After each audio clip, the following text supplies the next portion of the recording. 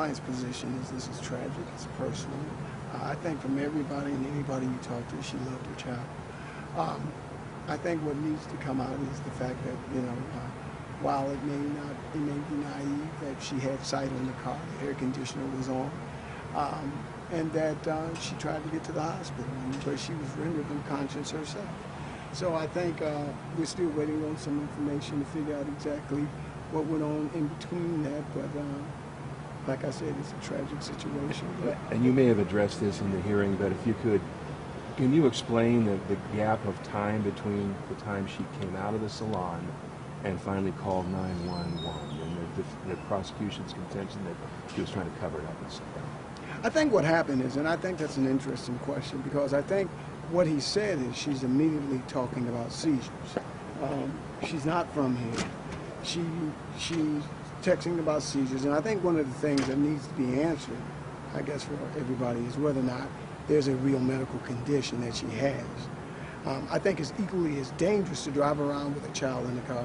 If you are prone to seizures and you're about to have one, I think it's responsible to check to see information to make sure if you're having one, or to check to see what's going on with you.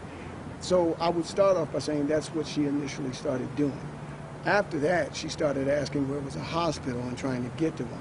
So I think all of the information that I understood was that gap is filled with her searching what's going on with herself and trying to get to a hospital. And there might have been some confusion about how they do that since she's not from here, even though she had it on that was.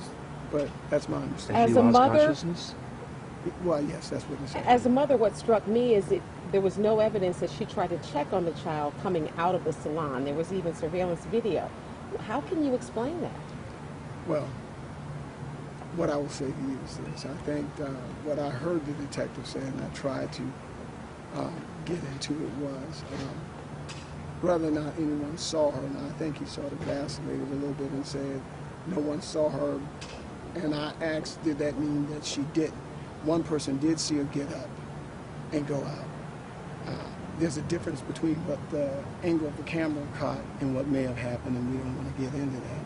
But I understand that concern, and but I will say she had visual contact with the car, and the air conditioner was on.